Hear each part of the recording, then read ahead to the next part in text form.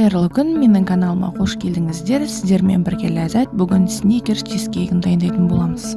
Ең алдымен печеньеларымызды езіп, толықтай бір масса болғанға дейін майымызды құйып араластырып формамызға салатын боламыз. Формамыз дайын болғаннан кейін тоңазытқышқа 10-15 минут көлемінде қойып аламыз. Келесі кезекте салмасын дайындайтын боламыз. Творожный сырымызды, жұмыртқа, қант, сливкимізді қосып, барлығын толықтай бір келкі масса болғанға дейін араластыратын боламыз.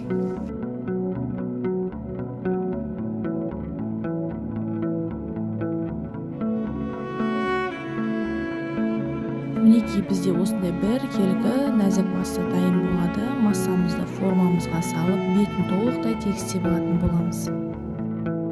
Келесі кезекте духовкамызда 160-180 градуста 1 сағат көлемінде пісіріп алатын боламыз. Астына міндетті түрде суын қоямыз. Чизкейгіміз пісіп, толықтай суығаннан кейін карамелін дайындауға кірісетін боламыз. Ең алдымен баяу отта қантымызды, майымызды толықтай бір келкі болғанға дейін араластырып тұратын боламыз. Мінекей біздің қантымызда еріді. Келесі кезекте ыстық сливкимізді құйып, толықтай карамель болғанға дейін араластыратын боламыз. Мінекей бізде толықтай бір келкі масса дайын болды. Массамызды суытып алғаннан кейін дәнімізді қосып, қайта толықтай бір келкі болғанға дейін араластыратын боламыз.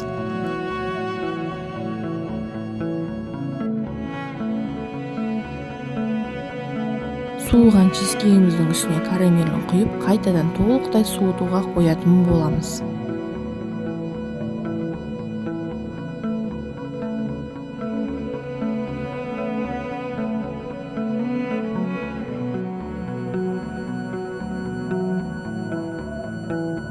Мінекей біздің керемет сникерс чизкейіміз де дайын болды. Барлықтарыңызға дайындауға кеңес беремін. Сіздермен болған Ләззат. Менің каналыма тіркеліп лайк басып кетіңіздер, ас болсын.